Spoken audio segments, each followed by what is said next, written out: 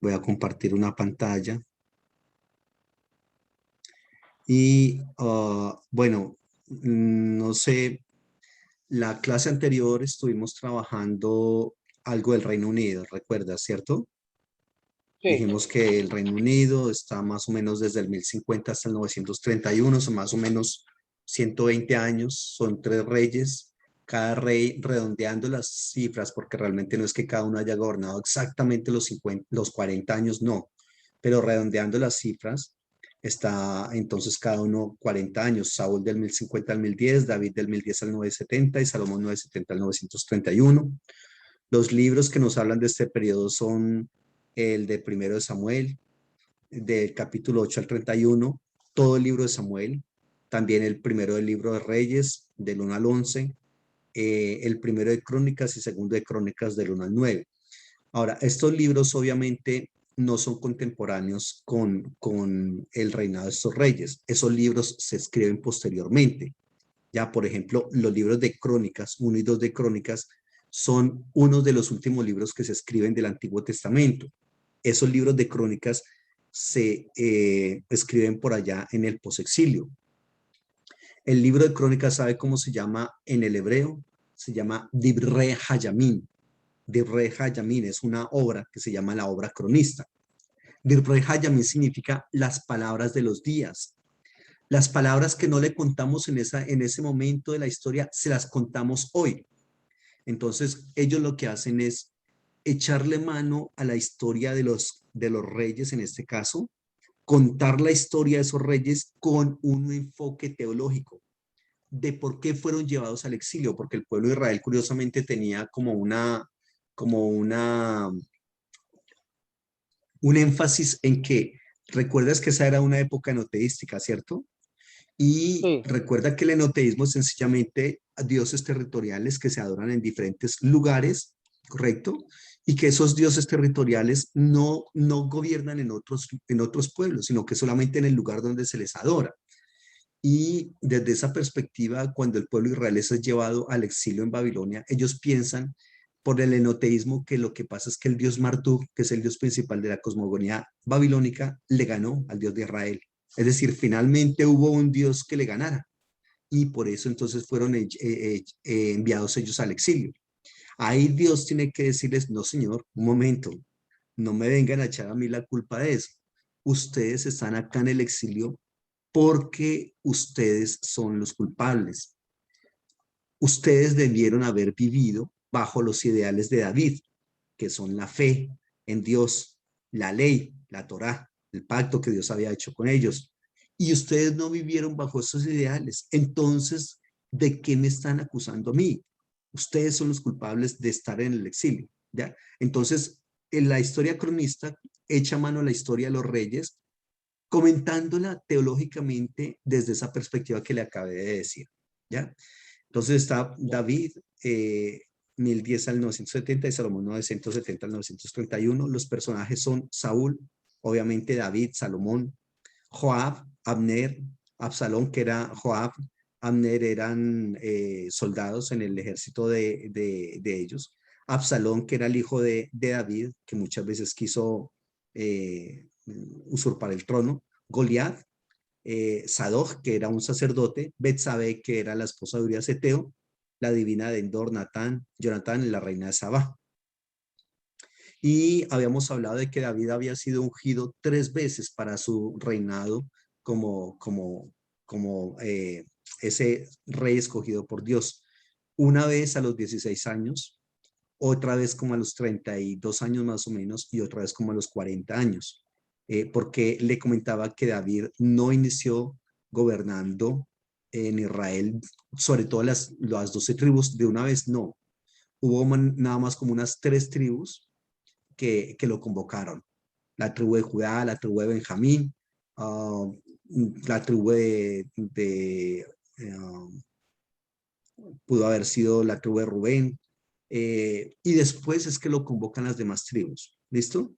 Y recordemos que Jerusalén no le pertenecía a Israel, es David el que la toma, ¿cierto? Cuando la toma quiere llevar el arca a Jerusalén, pero el arca tiene algunos inconvenientes por el camino, muere una cantidad de gente, Y otra vez se da entonces como una referencia al pacto que Dios ha hecho con el ser humano y que se lo recuerda nuevamente a David. Está la construcción del primer templo, pero ya a manos de Salomón.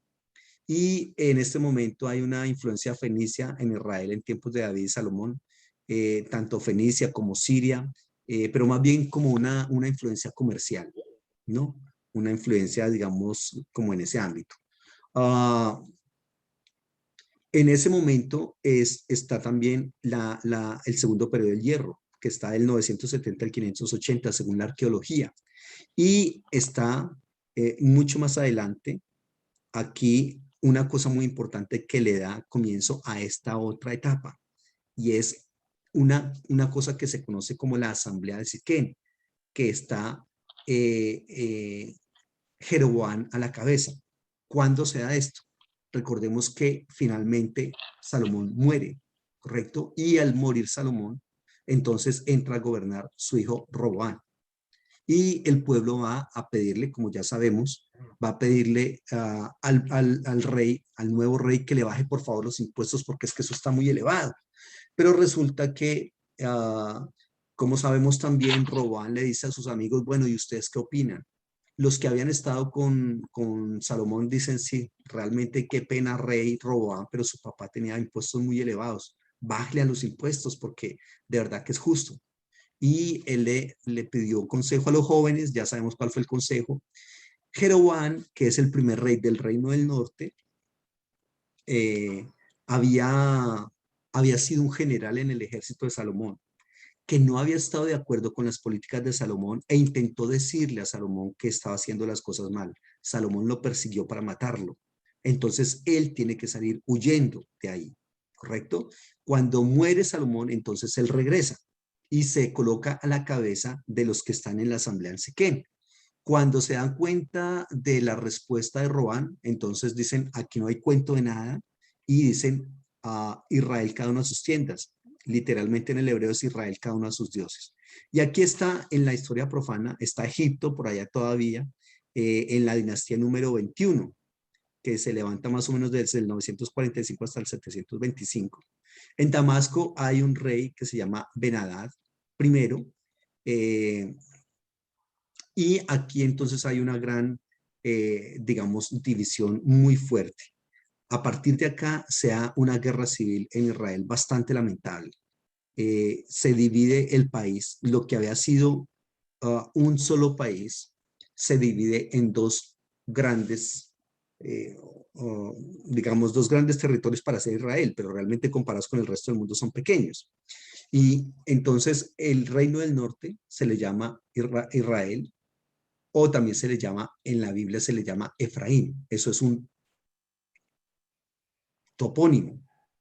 Uh, Cuando se le coloca el nombre de un personaje a un sitio geográfico, en la Biblia se llama un topónimo. Y la capital de Israel es Samaria, ¿ya? Y el reino del norte estuvo conformado por 10 tribus, mientras que el reino del sur se llamó Judá. La capital del reino del sur fue obviamente Jerusalén, que sigue siendo hasta ahora la capital de Israel. Y Judá fue conformado solamente por dos tribus, la tribu de Judá y la tribu de Benjamín, ¿correcto? Entonces, se empezó con una guerra civil muy fuerte. Le comentaba que Israel realmente, como nación como tal, en la antigüedad fue solamente en la época del Reino Unido, desde el 1050 al 931, ahí fue nación. A partir del 931 ya no fue una nación. A partir de ahí fueron dos reinos antagónicos, luego estuvieron bajo la tutela de los diferentes imperios, hasta el 1948, que la ONU y algunas potencias mundiales, Estados Unidos, Inglaterra, eh, vienen y dicen, es justo que haya un Estado de Israel. Y finalmente lo fundan en el 1948. Ahí Israel vuelve a ser Estado. Se habla del Estado de Israel nuevamente. Entonces, en la historia de Israel, tanto antigua como la de ahora, son solamente esos dos periodos en los cuales Israel ha estado como un, un Estado. ¿Listo? Muy bien. El reino del norte tuvo 19 reyes y de esos reyes ningún rey agradó al Señor, ninguno del reino del norte. Todos esos reyes del reino del norte se consideran usurpadores, se consideran que no son sucesores legítimos al trono. Ellos al estar en el trono están ocupando un lugar que no les corresponde. Eso es lo que se propone. Ese es el reino del norte. El primer rey del reino del norte fue el rey Jeroboam. ¿Listo? El reino del sur Ya. también tuvo 19 reyes y una famosa reina, que fue la famosa Atalía. Atalía era hija de Jezabel, recordarás tú a Jezabel, y Atalía entró al reino matando a sus nietos para poder ella subir al trono. O sea, fue una cosa impresionante. De entre esos 19 reyes del reino del sur, 8 agradaron a Dios medianamente, 8. Pero realmente solamente 2 hicieron la voluntad de Dios de manera adecuada, que fue Josías, o bueno, primero que Josías fue Ezequías y Josías. El primer rey del reino del sur fue Roboam. Ojo, el primer rey del reino del norte, Jeroboam, que se le llama Jeroboam primero porque después hubo otro Jeroboam. Y el primer rey del reino del sur fue Roboam. Ambos nombres significan sea el pueblo ensanchado. Pero la verdad es que el egoísmo de ambos y sobre todo de los pueblos hizo entonces esta gran división del pueblo de Israel en esa fecha, 931. Esa fecha es clave por eso. ¿Listo? Muy bien. El último rey del reino del norte fue Oseas. Ojo, no confundir con Oseas el profeta. Y el reino del norte, como ya sabemos, fue llevado cautivo por el imperio asirio en el 722 o 721 a.C. Y este reino del norte nunca volvieron de la cautividad, por lo menos en grupos, eh, como si volvió el reino del sur, ¿correcto? El reino del sur, por su parte, el último rey fue Sedequías, que fue un rey al cual le fue muy, muy mal, infortunadamente. Ese es un rey que, bueno, ahora te contaré qué le pasó. Fue llevado cautivo por el imperio babilónico o neobabilónico en el año 586. Claro que antes de eso, Nabucodonosor había hecho 2 incursiones más en Israel. Una, más o menos por allá en el, um, en el 606 o 605. Ahí es cuando se lleva cautivo a Daniel y sus amigos, lo más pingüe de la sociedad israelita. Se lo lleva cautivo en el 606. Él regresa nuevamente en el 598 porque los judíos tan pronto se sienten un poco fuerte, quieren rebelarse. Entonces en el 598 vuelve otra vez a Israel y en el 586 viene y la destruye totalmente. 586. Y estos personajes sí regresan del exilio en Babilonia. Regresan, según algunos historiadores dicen, en 3 grupos separados.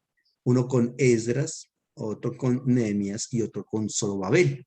Entonces, se supone que vienen algunos de esos judíos. No, no es mucha la gente que viene. Algunos historiadores mencionan que eran como 50.000 judíos que regresaron. Otros dicen que ni siquiera eran 20.000. Eran realmente muy pocos los que habían allá en Babilonia. Bueno, muy bien. Y aquí le tengo una lista, digamos, un poco, eh, eh, pues la verdad, como muy superficial, solamente la lista de cada uno de ellos, de cada uno de los reyes del reino del norte y reino del sur. Esta es una época bastante fuerte porque es una época de muchísima agitación política, de muchísima inestabilidad militar, de muchísima actividad bélica. Es una época con muchísimas características bastante fuertes y entonces se está dando eso ahí, tanto en el reino del norte como en el reino del sur. Entre esos reyes del reino del norte y del sur, algunos fueron amigos entre ellos, pero la mayoría de veces fueron enemigos. Algunos de ellos intentaron hacer convenios los unos con los otros. Otros lo que hicieron fue dividir el país con murallas para cortar todo de pronto comercio y relación con el reino del sur. En Israel es muy normal, en muchas épocas de su historia, incluyendo la actual, que uno va pasando y hay murallas, hay unas paredes muy altas, por ahí que unos 5 o 6 metros de concreto, dividiendo los países, dividiendo el mismo estado, el mismo territorio israelita. Eso es una Porque siendo, costumbre que mire desde dónde viene, ¿sí? porque siendo un país tan pequeño, tiene tantas divisiones. Claro, porque, como te comenté, en el 1947-48, la ONU dice, es necesario que haya un Estado de Israel, pero cuidado, esa tierra no está baldía, por lo menos, sí hay muchos territorios baldíos, pero tiene grandes ciudades y concentración de gente. ¿Quiénes viven ahí? Los palestinos. Los palestinos son los que viven ahí. Y eso es como, haga de cuenta cuando la ONU y las potencias que le mencioné dicen es necesario que haya un Estado de Israel. Haz de cuenta eh, que el alcalde de la ciudad donde vivimos, aquí por ejemplo en Colombia, no sé si estás enterado, creo que sí, del gran flujo de venezolanos que hay en este momento, Sí, ¿cierto? Entonces, es como si el alcalde de Cali viniera a mi casa y dijera, bueno, Luis Carlos, qué pena, pero usted tiene una casa muy grande, hay unas personas que necesitan casa y me hace el favor y esto que está aquí en el primer piso, súbalo al segundo porque necesitamos abrirles espacio a ellos. Sin decirme, estoy de acuerdo, sin preguntarme, oiga, ¿usted qué quiere, qué prefiere? Nada. Entonces yo, obviamente a regañadientes, me tengo que ubicar solamente en el segundo piso, pero resulta que los venezolanos ocupan todo este primer piso y aparte de eso dicen, no, es que no cabemos en el primer piso, qué pena, discúlpeme, y van colocando corotos por toda la escalera y van ocupando las partes en el segundo piso. Yo solamente miro y bueno, ¿y esto qué pasó, por favor? Y yo me tengo que ir replegando cada vez más. Eso es exactamente lo que está pasando en el territorio palestino e israelí.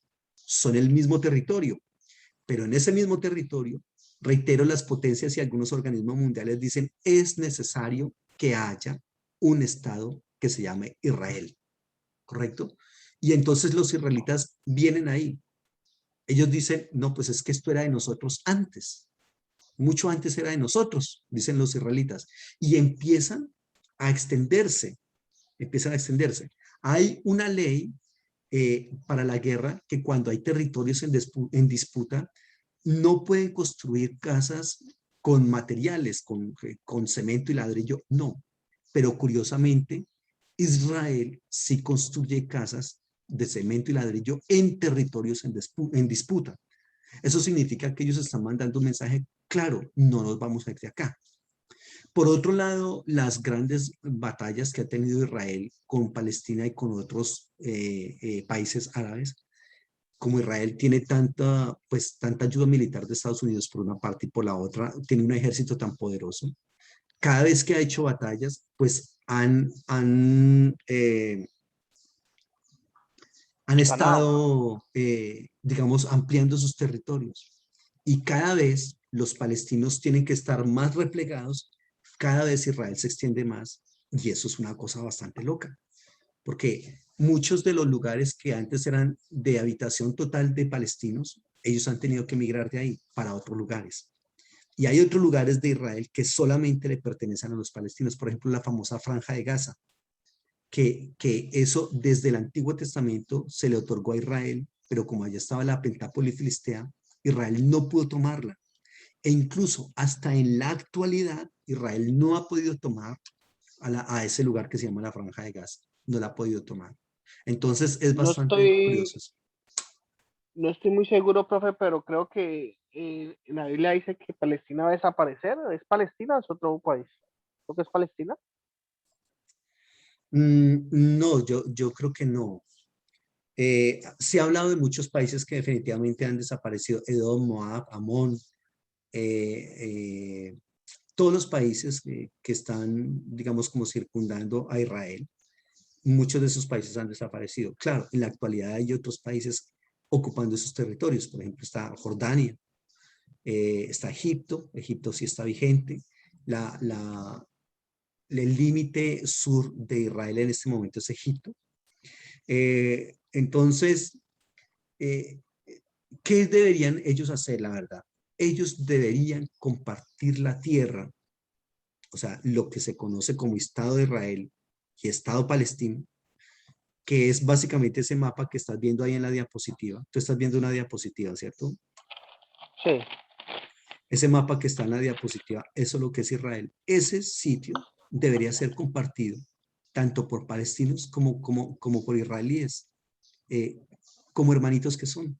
Porque recordemos que los palestinos son los descendientes de Abraham con Ismael, ¿no? O sea, recordemos eso. no. Son descendientes de Abraham con Ismael. Entonces, claro, también son hijos de Abraham. Ellos reclaman esa parte. Entonces, ahí hay que tener en cuenta ese asunto. ¿Listo? Muy bien.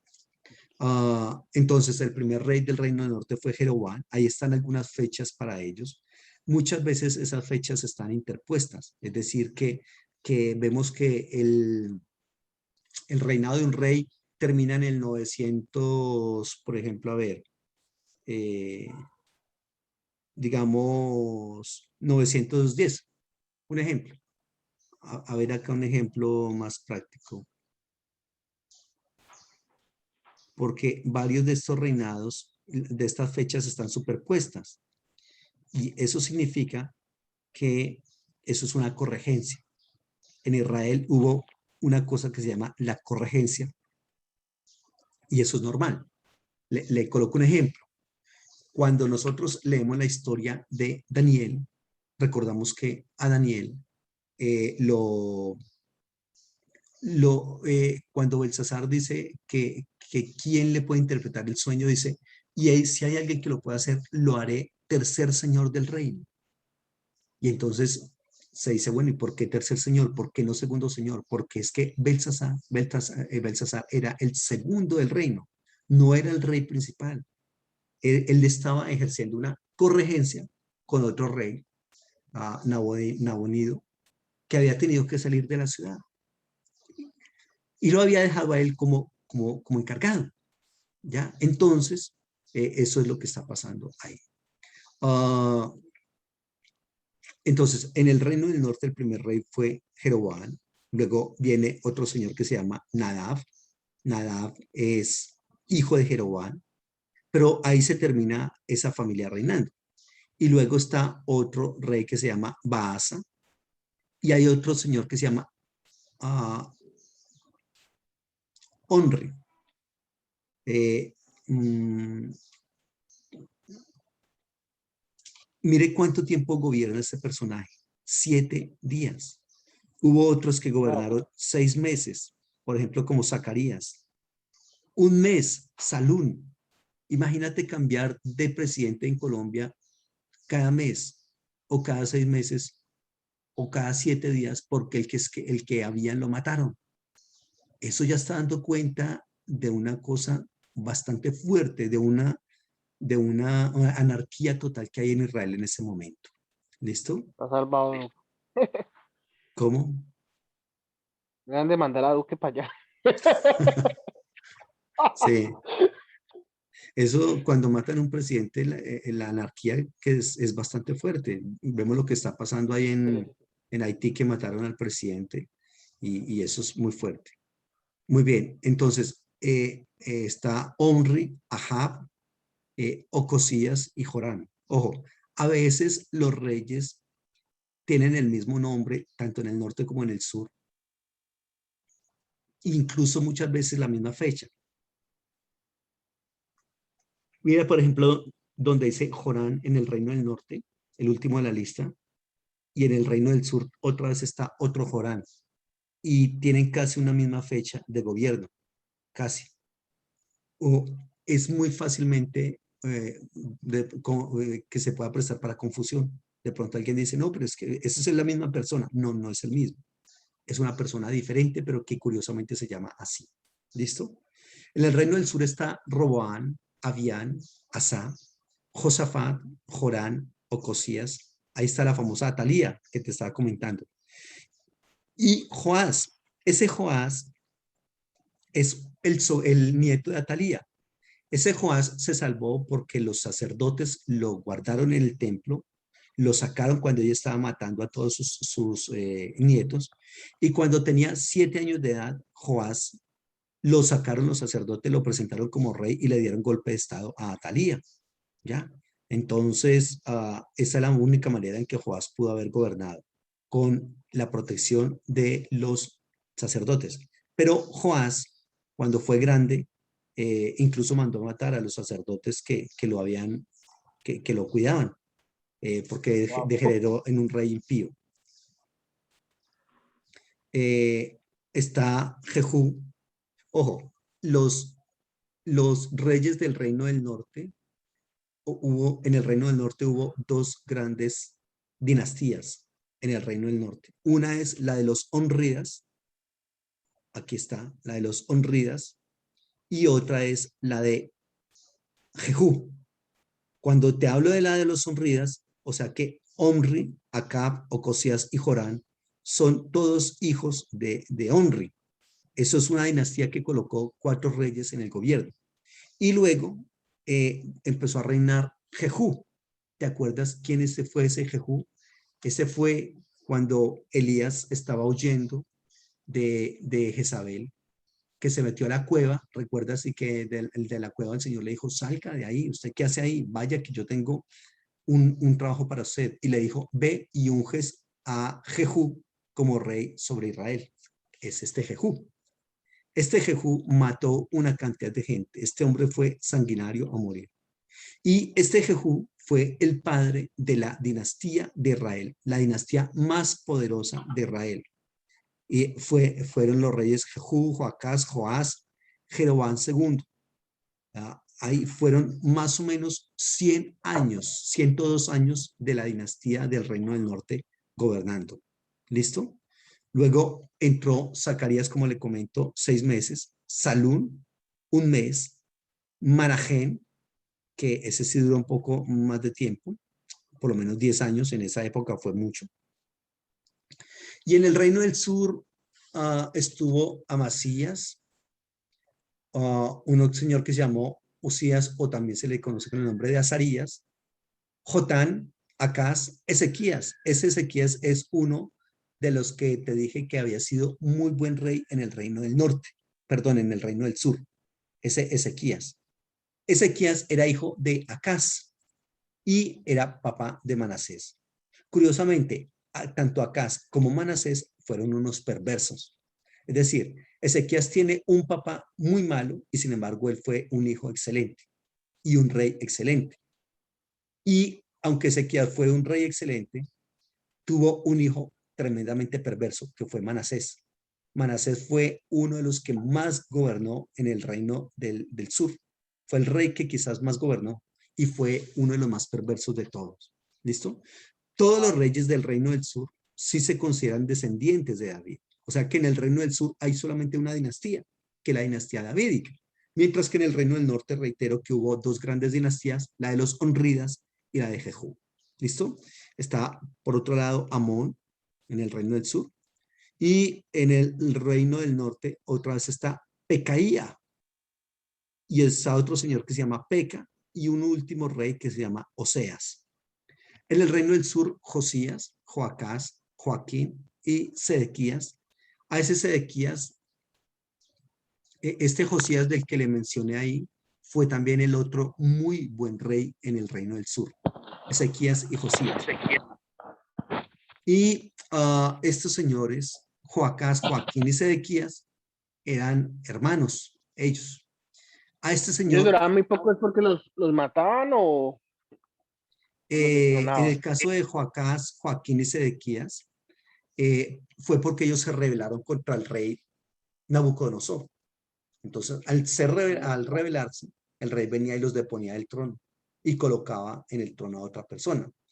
Hasta que Sedequías también se rebeló muchísimo y a este sí le fue terriblemente mal. Cuando estaba gobernando Sedequías fue cuando vino Nabucodonosor e invadió totalmente a Israel. A este Sedequías, Nabucodonosor le mató la esposa y los hijos enfrente de él, se los trajo y se los mató. A Sedequías, luego de que le mató a la esposa de los hijos, le sacó los ojos y lo llevó cautivo, encadenado hacia Babilonia, donde ese personaje murió en la cárcel. Le fue Wow. realmente muy, muy mal a Sedequías. ¿Listo? Uh, el reino del norte vivió más o menos o duró más o menos como reino dividido, como, así como lo que se llama reino del norte, Israel con su capital Samaria, duró más o menos 210 años. Y el reino del sur duró 325 años. Entonces, pero los dos tuvieron 20 reyes o 19 reyes cada uno, más o menos. El reino del norte 19 reyes, el reino del sur 20 reyes, contando con Atalía, una reina. ¿Listo? Y aunque entonces tuvieron más o menos el mismo número de reyes, el reino del sur, reitero, duró 115 años más que el reino del norte. ¿Ya? Eso significa que los reyes del reino del norte por lo menos reinaron mucho más tiempo que los reyes del reino del sur. ¿Cierto? Muy bien. Preguntas de esta parte. No, fue muy bien ahí.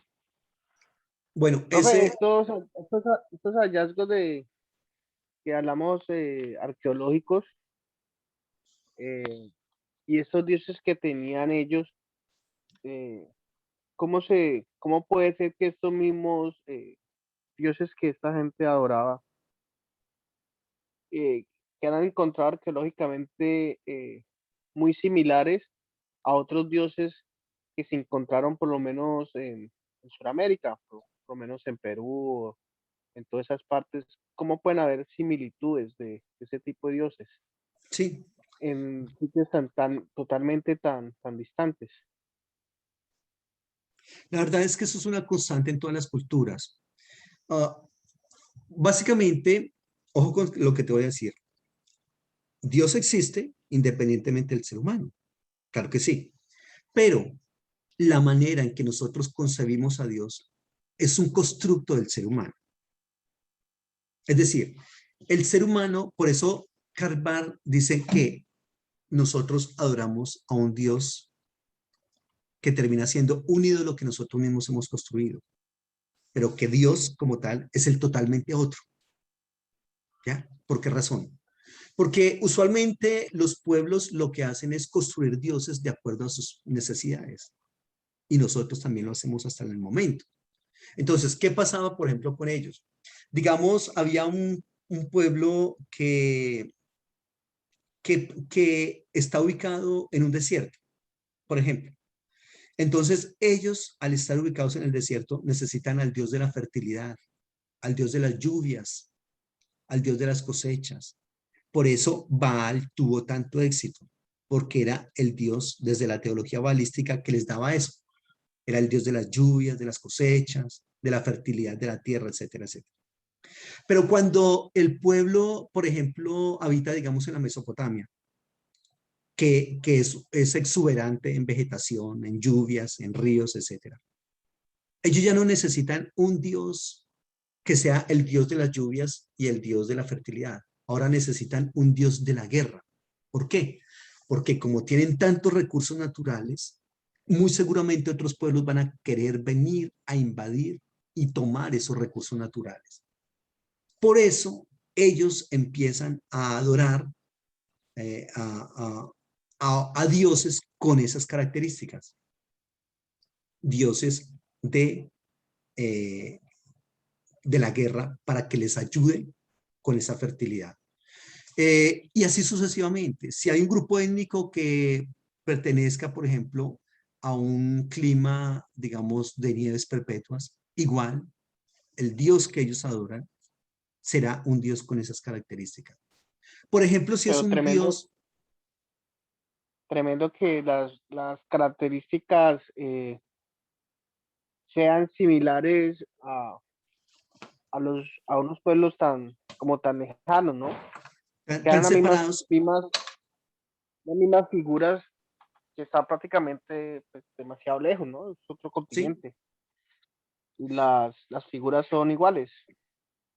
porque, reitero, los seres humanos van construyendo dioses muy similares en características, aunque están retirados geográficamente, pero las necesidades del ser humano son exactamente las mismas, siempre, digamos, estén allá o estén acá. Entonces, reitero, por eso si viven en un desierto, entonces un Dios con estas características; si viven en una montaña, un Dios con estas características; si viven, por ejemplo, son pueblos marítimos, el Dios es con estas características, como por ejemplo los fenicios, tienen dioses del mar, ¿ya? Entonces, eso ha pasado en todos los lugares. ¿Y cómo se presenta, por ejemplo, una diosa de la fertilidad?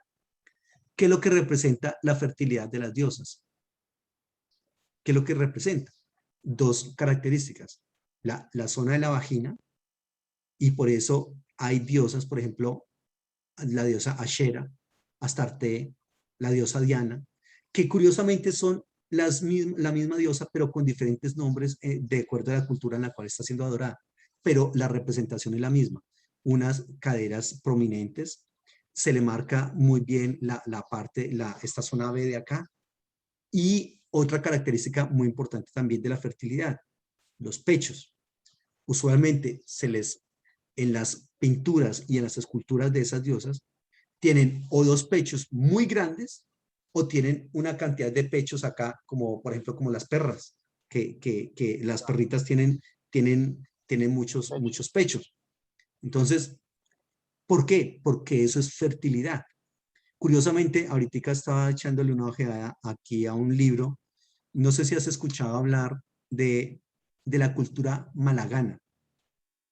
La cultura malagana es una No. cultura que habitó en Palmira y es un descubrimiento que se hizo, pues se está haciendo, digamos, hace relativamente poco tiempo. La cultura malagana, que dice que más o menos tiene 2000, 3000 años de existencia. Y era una cultura que era matriarcal. Se cree que era matriarcal porque hay muchas figuras de mujeres. Y acabé de ver hace unos pocos minutos que estaba leyendo el libro, eh, cómo utilizan las figuras femeninas con muchísimos pechos. Entonces, es como una vasija, pero que es una vasija que está formada de muchísimos pechos. Y están acá en Palmira.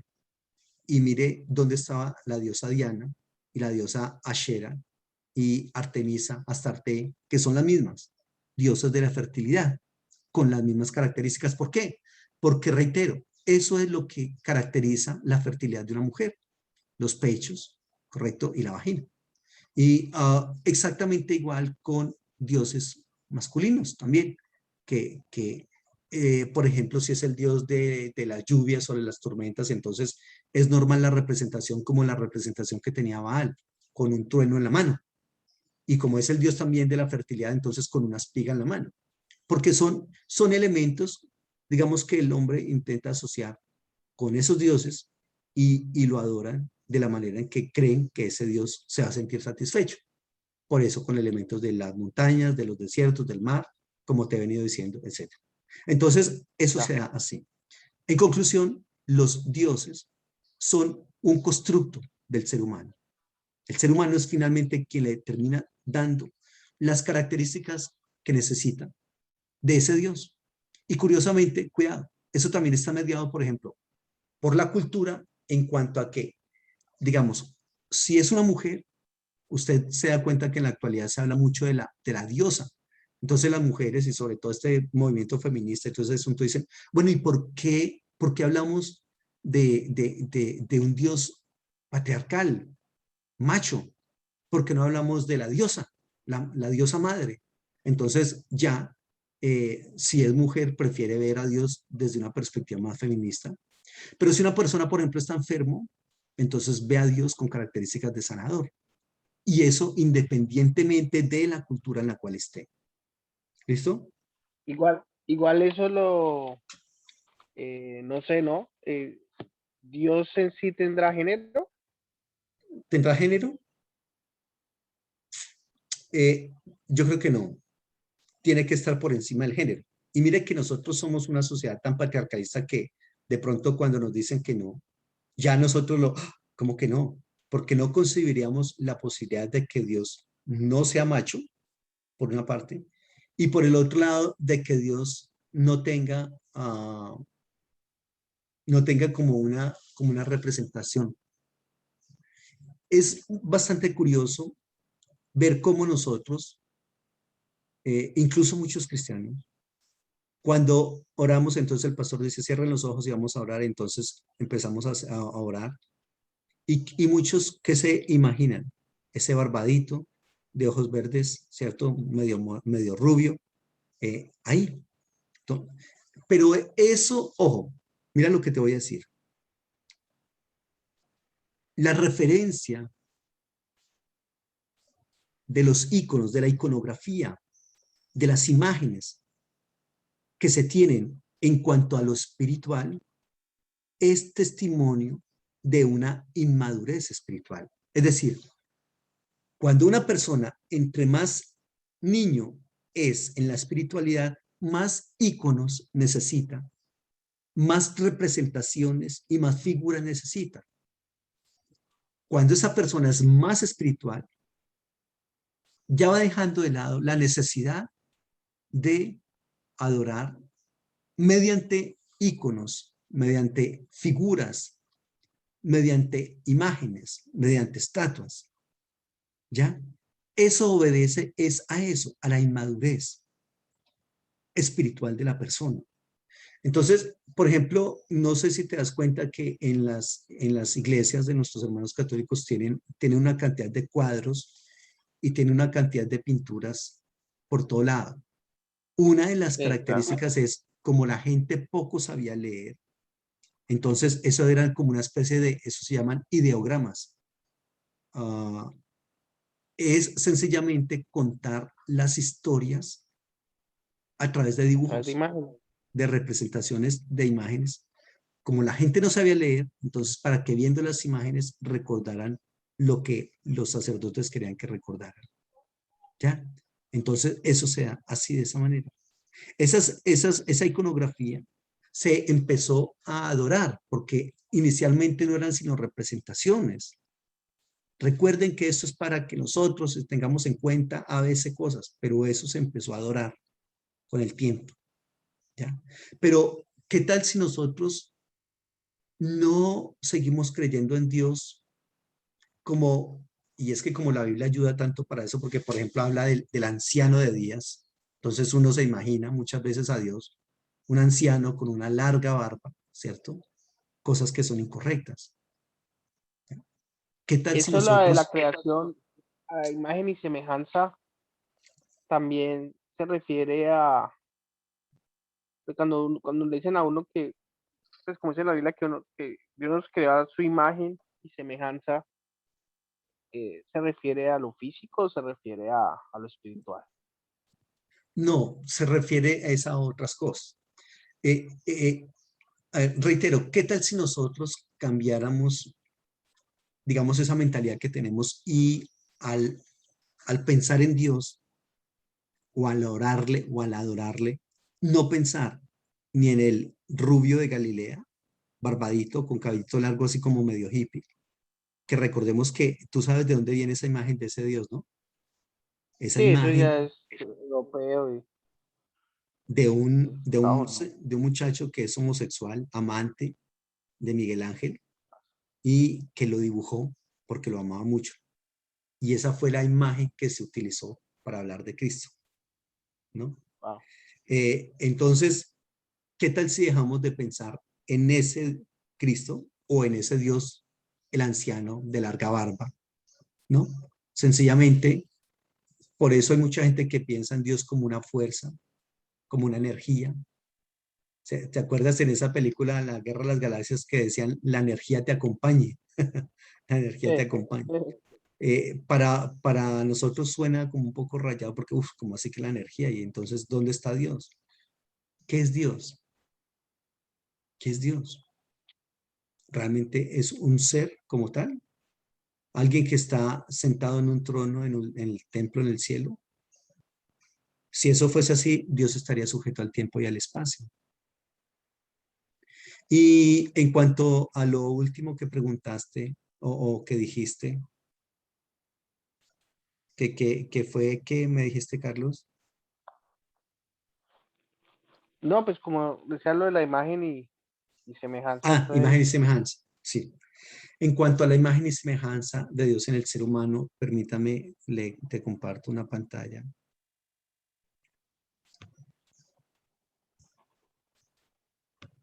Esa imagen y semejanza de Dios en el ser humano tiene que ver con varias cosas. Por ejemplo, tiene que ver con, primero, el aspecto intelectual. Es decir, los animales pueden resolver problemas de supervivencia y todo ese asunto. Pero el ser humano es el único que tiene la capacidad en la creación de analizar, de razonar, de filosofar, de pensar profundamente. Desde la imagen y semejanza de Dios en el ser humano tiene que ver con lo intelectual. Tiene que ver también con lo espiritual. Es decir, Dios es un ser espiritual. Nosotros también tenemos una parte inmaterial, es decir, espiritual, que nos permite comunicarnos con Él. ¿Ya? Ese es un segundo aspecto de la imagen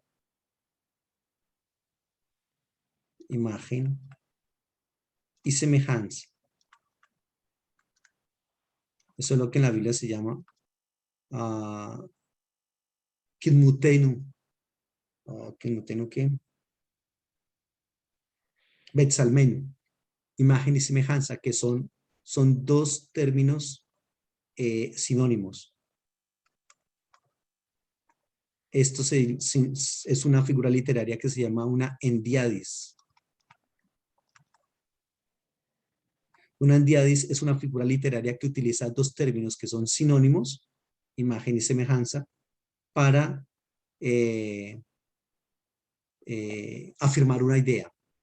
Entonces, la imagen y semejanza de Dios en el ser humano tiene que ver con lo intelectual, con lo espiritual, tiene que ver con el hecho de ser persona, porque Dios es espiritual, pero es persona, es una persona espiritual.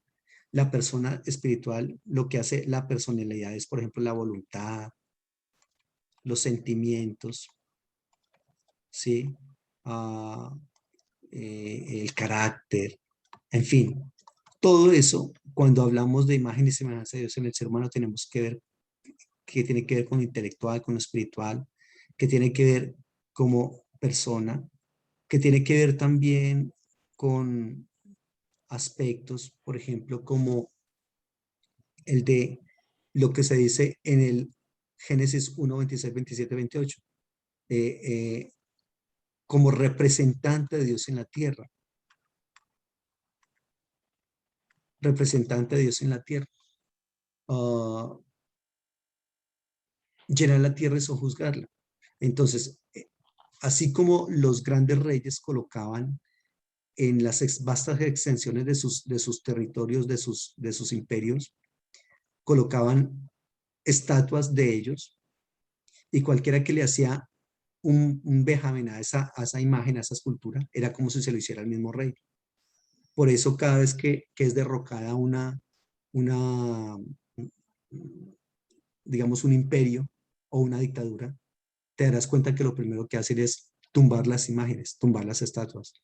Como quien dice, usted ya no nos gobierna más, ¿ya? Entonces, tiene que ver también con como que el ser humano es un representante de Dios en la tierra. profe, entonces usted con su experiencia, usted podría, usted ve a Dios como de pronto que puede ser es como una energía o Lo me que pasa es equivoco. que decir, no, para mí Dios es una energía, eso para el pueblo cristiano es casi como una aberración, casi como una herejía. Ya, Porque, a ver, ¿cómo así que energía? Uh, de todas maneras, sí es energía, pero no se agota en energía. Es sencillamente un ser que no tiene forma porque lo llena todo. Y al tener una forma definida, ya no podría estar en todo momento, en todo lugar. Es decir, ya no sería omnipresente. Al ser una forma, al ser un ser que es espíritu, sí lo puede llenar todo. Entonces, reitero, yo lucho y he luchado para cuando cierro mis ojos y oro, no imaginarme al rubio de Galilea, no imaginarme al anciano decrépito con una larga muy blanca, con una barba muy larga y blanca, no. Sencillamente me imagino algo que está llenándolo todo, que está sosteniendo todo y que es muy poderoso. Que en algún momento puede tomar una forma definida, sí, pero que no siempre tomará esa misma forma. ¿Ya? Es decir, que se le presente a uno como en un momento dado, por ejemplo, como hombre o como qué sé yo, no significa que siempre sea así. Jenofonte dijo que si los caballos supieran pintar, pintarían a Dios como caballo. Por eso en la Biblia habla de los famosos antropomorfismos, que son maneras de trabajar a Dios. Este tema es muy importante porque los antropomorfismos son maneras de trabajar a Dios.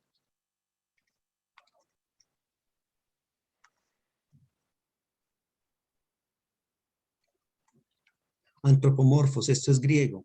Antropos, eh, antropos significa hombre y morfos forma, en forma de hombre. Por eso la Biblia habla de los ojos de Dios, las manos de Dios, la espalda de Dios, el hueco de la mano de Dios, ¿correcto? El brazo del Señor. Y con base en esos textos alguien diría, perdón, ¿cómo me va a decir que Dios no tiene forma? Si veas que la Biblia es clara en eso. Sí, pero es que, reitero, si los caballos supieran pintar, pintarían a Dios como caballo. ¿De qué otra manera yo entiendo que Dios escucha si no es porque tiene un oído como el mío? ¿O que habla si no es porque tiene una boca como la mía? ¿O que lo puedo ver porque tiene un cuerpo como el mío? ¿Ya? Pero que lo tenga, no. Sencillamente, reitero, en un momento dado se lo apareció a ABC personas o tuvo una relación con ABC personas porque es la única manera en que el ser humano entiende a ese Dios en categorías humanas. Pero de ahí que las tenga, no, no creo mucho. Entonces, eso es una lucha Claro. que nosotros tenemos que dar, una batalla que tenemos que presentar y hasta entender que no, que Dios no es, no tiene forma, ni es un ser material como tal. Muy bien. Entonces tiene que ver con esos aspectos, intelectual, espiritual, eh, como persona, como representante de su especie, en fin. ¿Listo? Bueno, muy bien. Preguntas. No, todo bien. Todo muy bien.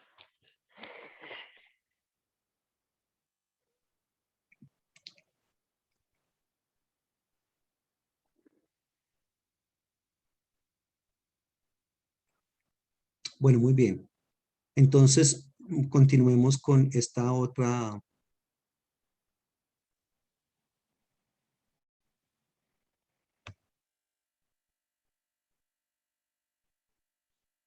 Y entonces, habíamos dicho que en qué fecha se termina el Reino del Sur, en el 500, en el 606. Es la primera incursión de Nabucodonosor y que se lleva a los personajes como Daniel y sus amigos. ¿Listo? Muy bien. Ah, luego viene otra época que es la famosa época del exilio en Babilonia. Ojo, ¿qué fecha es para el exilio en Babilonia? Por favor, escríbelo en tus apuntes. 606 al 538. Exilio en Babilonia. 606 al 538.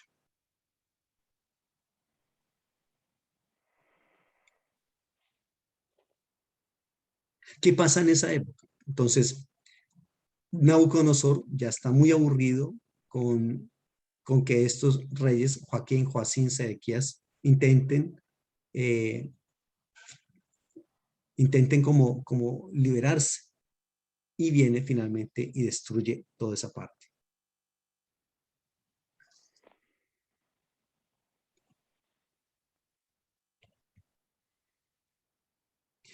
Habíamos dicho que más o menos en el 621 había un rey que se llamaba Josías y le dije que era uno de los mejores reyes de Israel. Pero la verdad es que Josías, él tuvo muchas muy buenas intenciones, pero el pueblo ya estaba demasiado comprometido.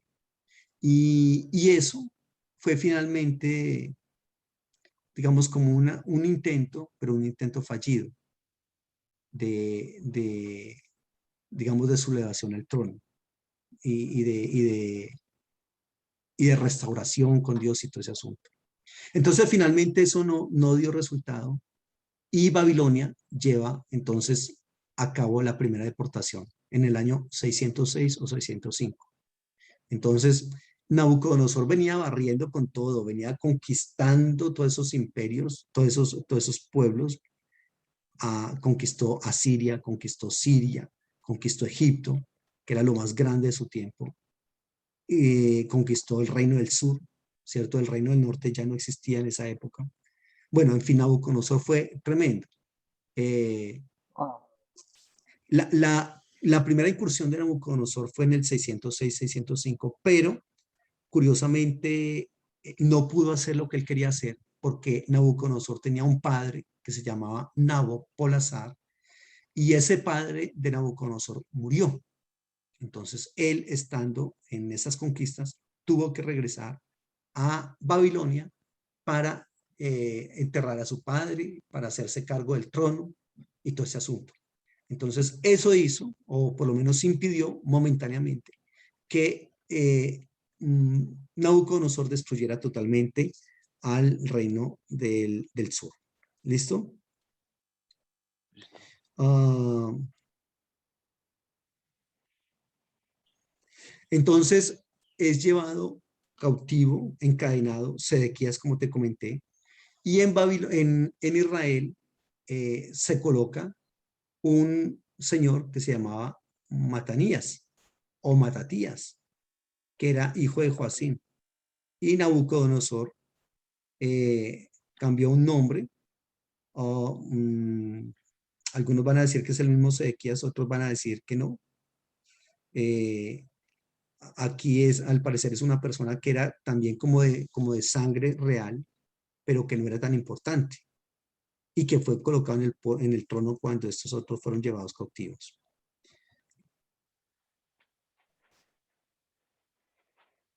Entonces, incluso hay una fecha, julio del 587, ya esa es la tercera invasión. Según nos dice Segundo de Reyes 25:2, Jeremías 52:5. Los de Babilonia, es decir, los caldeos, entraron a Jerusalén y, reitero, Sedequías huyó, pero fue alcanzado y le sacaron los ojos, le mataron sus hijos, fue llevado cautivo a Babilonia donde murió, en fin. ¿Listo? Y Judá, como estado, había desaparecido. Judá dijo, no, no voy más. O por lo menos el rey Nabucodonosor le dijo a Judá, ya no voy más. Tú estás viendo una diapositiva ahí, ¿cierto? Sí, Y ahí fue colocado este señor que se llama Gedalías. Gedalías fue colocado en el trono de Israel, Gedalías. Pero ese Gedalías a su vez fue asesinado por otro señor que se llamó Ismael. ¿Ya? Israel estaba totalmente destruido. Ojo, cuando le hablo de Israel, démonos cuenta que Israel en la Biblia se utiliza de varias maneras. Porque usted me dirá, pero ¿cómo así que me había hablado que el reino del norte ya no estaba y el reino del norte se llamaba Israel y ahora me dice que Israel entonces fue totalmente abandonado? ¿Qué pasa ahí? Es que el término Israel en la Biblia se utiliza de varias maneras y nosotros tenemos que tener en cuenta eso. ¿En qué momento de la historia estás viendo ahí la pizarra, cierto? sí. ¿En qué momento de la historia se llama Israel y a qué se le llama Israel? Porque si nosotros somos honestos, como te comenté, la manera más adecuada de llamar Israel, Israel es entre el 1050 y 1010, que eso fue lo que se conoce entonces como el Reino Unido. Pero también la Biblia le llama Israel a los que están en Egipto. En Egipto. Es decir, cuando cuenta la historia de lo que Israel vivió en Egipto, ellos le llaman a ese pueblo Israel, pero realmente no se llamaba así. No es correcto decirles Israel porque eso era un grupo de gente que eran más como los hebreos, no tanto los israelitas, sino como los hebreos. ¿Listo? Luego, la gente que sale al desierto, en el exilio, estos personajes también se les llama Israel. Luego, cuando Israel entra a la tierra prometida, también se le llama Israel. En la tierra prometida, pero todavía no son nación, son en la tierra prometida. Es decir, esto es en la época de la conquista y en la época de los jueces. Ahí en ese caso también a Israel se le llama Israel. Y ya le había dicho que Israel, cuando es Estado de Israel, eso sí, que fue el primero que coloqué, y cuando, ojo con esto, cuando se coloca, cuando se divide el imperio, al reino del norte, el reino del norte, se le conoce con el nombre de Israel. ¿Listo? Y al reino del norte se le coloca como Estado de Israel. ¿En qué época? Desde el 931 hasta el 721. Ahí. Luego del 721 es al reino del sur el que se le coloca Israel. En el reino del sur. ¿Ya? Luego los que vinieron del exilio, es decir, los que están en el post-exilio,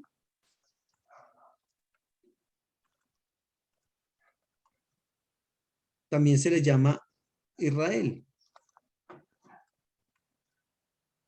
Entonces mire cuántas veces. 1, 2, 3, 4, 5, 6, 7. De 7 maneras diferentes es aplicado el término Israel en la Biblia. Todos estos personajes, de pronto me dirás, pero a ver, pues eso tiene que ver si de todas maneras es el mismo pueblo. No, no son lo mismo. Todas las 7 veces son diferentes. Todas las 7 veces. Tienen características diferentes. Y eso tenemos que tenerlo en cuenta también nosotros. O sea, ¿Listo? es, esto, esto quiere decir que Israel como tal no viene con la misma línea.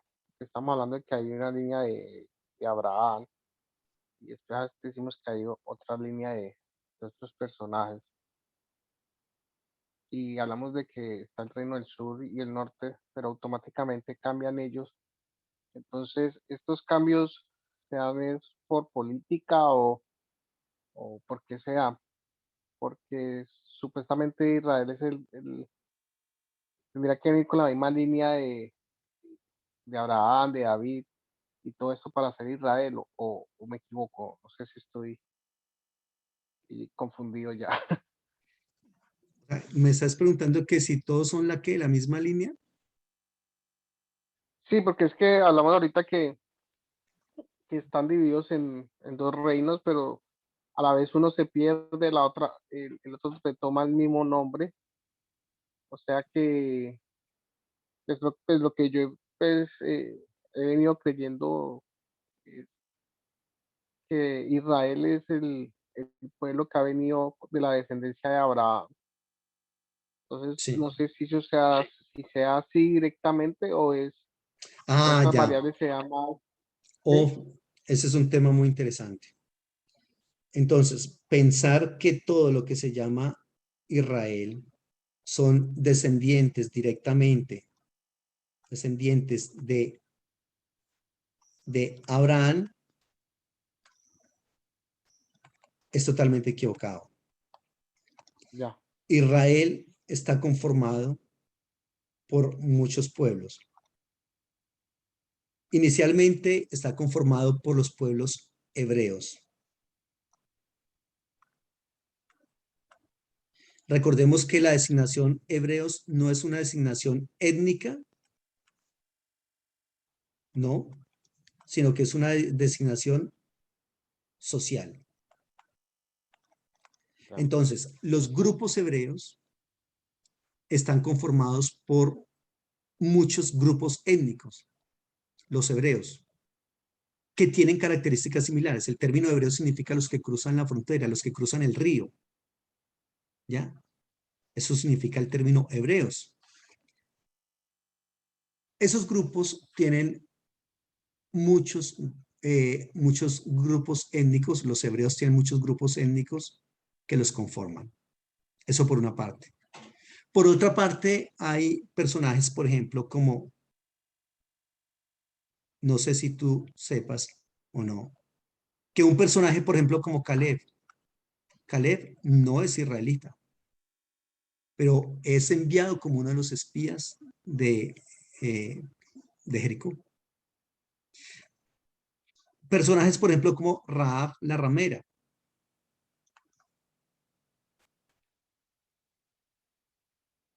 No es israelita, es una persona que viene de afuera y viene a formar parte del pueblo del Señor. Otra persona, por ejemplo, Ruth, ¿se acuerda Ruth de dónde es? La moabita. Y viene a formar parte no solamente del pueblo de Israel, sino de la dinastía davídica, porque termina siendo la bisabuela, más o menos por allá, bisabuela o tatarabuela del rey David. Wow. Eh, Otro personaje para mencionarte está, por ejemplo, el famoso, ¿recuerdas este personaje? Urías. ¿Te acuerdas de Urías? El que fue esposo de Betsabé. Urías el Eteo. ¿Por qué le dicen a Urías el Eteo? Porque era hitita. Urías no era del pueblo de Israel, era hitita. Entonces, son personajes que están ahí en la historia de Israel, pero que están siendo parte de grupos étnicos diferentes. Solamente para mencionar gente con nombre propio. Pero aparte de ellos, hubo gente, entre los hebreos, hubo gente que habitaba en los desiertos, eran tribus beduinas. En las montañas, y que de ahí de las montañas bajaban a invadir las ciudades y a desestabilizarlas y todo ese asunto. La Biblia a los hebreos les llama los Hapirú o los Javirú, y son estas clases de personas. Entonces, fíjense que la conformación de Israel, jamás podemos nosotros decir que todo Israel desciende biológicamente del árbol genealógico de Abraham. Es decir, que Abraham es el que los engendra a todos. Es decir, Abraham engendra a Isaac y Jacob, luego Isaac y Jacob, los 12 patriarcas, y los 12 patriarcas se encargan de todo eso. No, no. Por eso es que Martin Knott aplica un concepto que creo que se lo mencioné en alguna clase anterior. La anfictionía. La anfictionía. Para intentar explicar esta verdad de que la anfictionía básicamente son diferentes grupos diferentes grupos étnicos unidos por, por un culto, por un dios y por algunos objetivos en común. El término anfictionía fue utilizado para hablar del imperio, de los orígenes del imperio griego. Y hubo un teólogo que se llamó Martin Knott que dijo, este mismo término lo podemos nosotros utilizar para hablar del pueblo del Señor, ¿ya? Y entonces se empezó a hablar de la anfictionía. Pero no, realmente Israel no puede ser eh, de que nosotros lo tomemos a ellos como un pueblo descendiente solamente de un pasado común que fue Abraham. No, no es así. ¿Listo? Listo. Muy bien. Una pregunta muy interesante.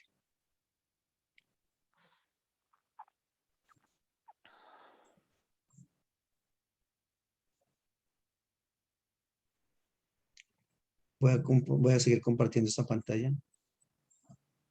Ya. Aquí algo muy importante y es que cuando se dio lo del exilio en Babilonia, a Jeremías también lo obligaron a irse para Egipto contra su voluntad y en Egipto murió. ¿Por qué se da eso?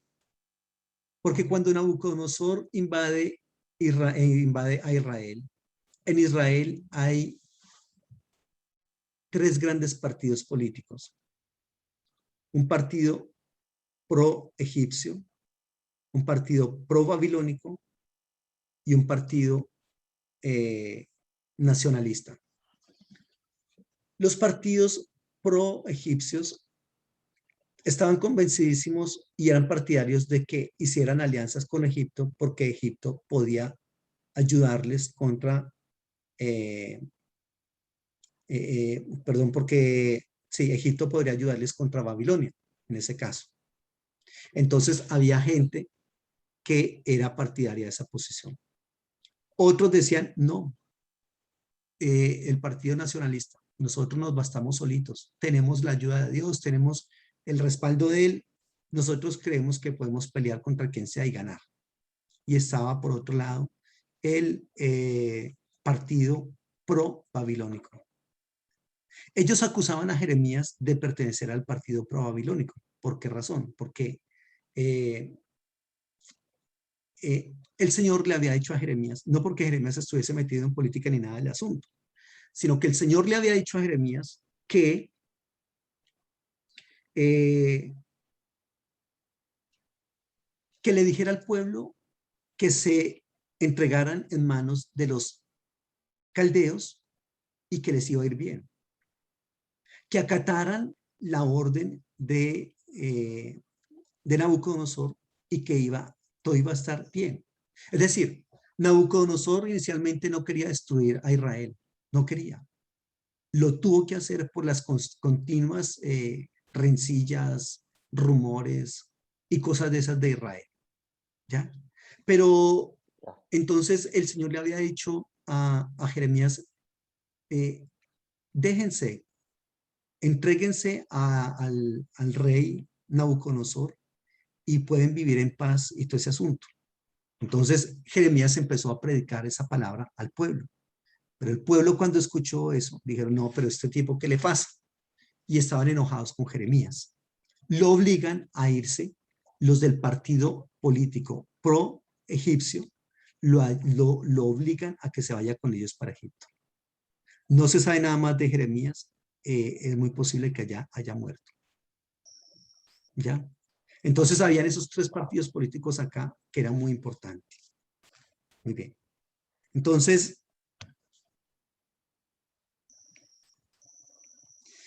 el pueblo de Israel es transportado a Babilonia.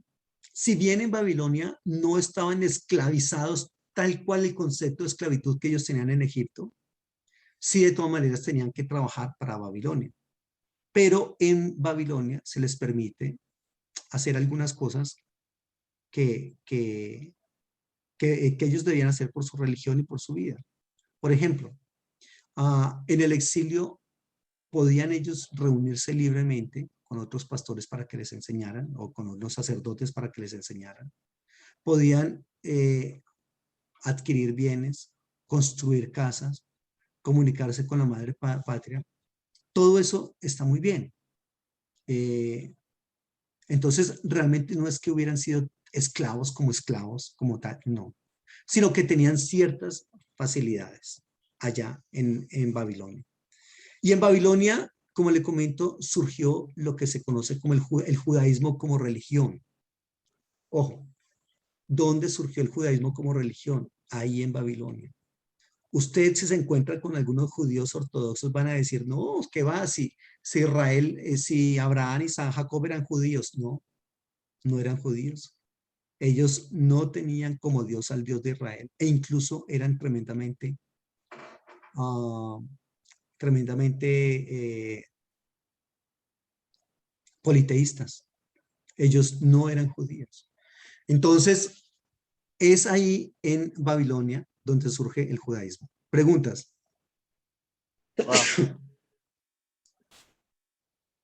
Es ahí en Dicen que Babilonia, ahora, ¿sí? dicen que Abraham estudiaba las estrellas y todo eso, ¿no? Sí, Abraham era un politeísta. O sea, pensar que cuando Abraham, el Señor le dice, sal de tu tierra y de tu parentela a una tierra que yo te mostraré.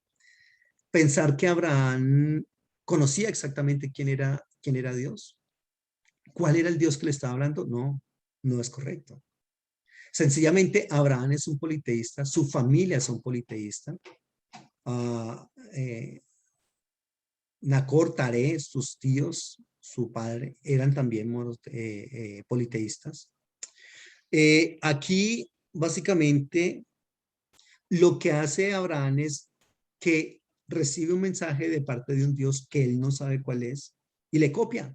Sal de tu tierra y de tu parentela a una tierra que yo te mostraré. Y Abraham dice, eso está como bueno, listo, hagámosle. Pero resulta que en ese proceso, Abraham empieza a conocer a Dios. Pero es empezar a conocer, es realmente eso, empezar a conocer. Abraham no sabe qué es lo que le gusta a Dios, cómo le gusta que le adoren, qué le gusta que hagan para él. Nada de eso sabe. Tiene que ir poco a poco aprendiendo todos esos conceptos de el Dios uh, al, que, al que ahora le va a servir, al que le copió cuando le dijo sal de tu tierra y de tu parentela. ¿Listo? Listo. Entonces, reitero, eso es como muchas veces también los cristianos dicen, eh, cuando a un cristiano muchas veces le preguntan, bueno, ¿y usted de dónde viene? ¿Cómo que nosotros de dónde venimos? Pues de allá de la Biblia, vean. Nosotros creemos ahí en la Biblia lo que dice la Biblia. Nosotros venimos de Abraham, Isaac, Jacob. No, eso es falso. Una cosa es de dónde nosotros extractamos las creencias que nosotros tenemos, y esto también aplica para el judaísmo, y otra cosa muy diferente es la institución llamada iglesia. En nuestro caso, institución llamada Iglesia Cristiana Evangélica, teniendo en cuenta que hay una iglesia cristiana católica. Entonces, muchas veces escuchamos gente que dice, no, nosotros venimos desde allá, desde Abraham. No, no venimos desde allá. Nosotros como cristianos evangélicos venimos del siglo XVI, 1517, más o menos cuando eh, Calvino Lutero. coloca, perdón, Lutero coloca sus tesis allá en la puerta de Wittenberg en Alemania. Ahí nacimos nosotros, como institución. La Iglesia Católica nace mucho más atrás, por ahí en el siglo IV, V, después de Cristo. Y antes de eso está el judaísmo, ¿sí? Que es muy antiguo, que, reitero, se considera que nació allá en el, um, en el exilio en Babilonia. Pero entonces no podemos decir eso, que Abraham era judío. Ya no podemos decir porque es incorrecto. Muy bien. Preguntas. No, está muy bien, profe. Entonces ellos en Babilonia sí podían comunicarse con sus líderes, reunirse, pero ya no había culto, ya no había templo. Entonces se reúnen, ahí en Babilonia también surgió como le comento, la sinagoga. Ahí surgió la sinagoga, ¿ya? Porque como no había templo y ellos querían reunirse, pues entonces empezaron a surgir esos lugares. Muy bien. Eh,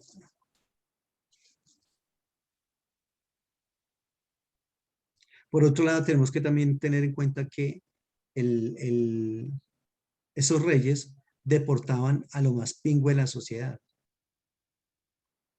a los que ellos consideraban que tenían, digamos, poder suficiente para poder volver a restablecer un imperio. Entonces ellos dicen, a esta gente los vamos a sacar de acá. ¿Listo? Y se los llevan para Babilonia. Muy bien. Entonces, las deportaciones que ellos hacían eran deportaciones para la gente más importante, los más pingües de la sociedad. Ellos no se llevaban a la gente pobre o a la gente ignorante, ignorante en el sentido de que no habían tenido la oportunidad de estudiar, no.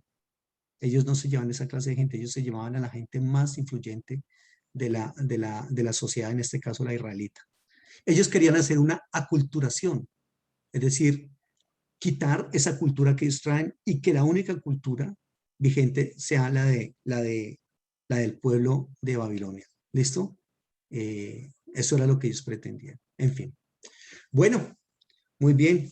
Hasta aquí hemos llegado el día de hoy. Hemos avanzado un poco más en este concepto. No sé si tienes algunas preguntas, como te estoy diciendo. No, todas esas la hemos venido desarrollando Ok, con incógnitas. sí, sí, bastante interesante manejar toda esta parte. Bueno, Carlos, entonces el Señor te bendiga, que estés muy bien. Deseo muchísimo que te mejores, que tu esposa también esté mucho mejor cada vez más. El Señor te Amén, bendiga, profe, que así muchísimos sea. éxitos y estamos en contacto, ¿listo? Listo, profe, gracias. Bueno, muchísimos éxitos. Ah, profe.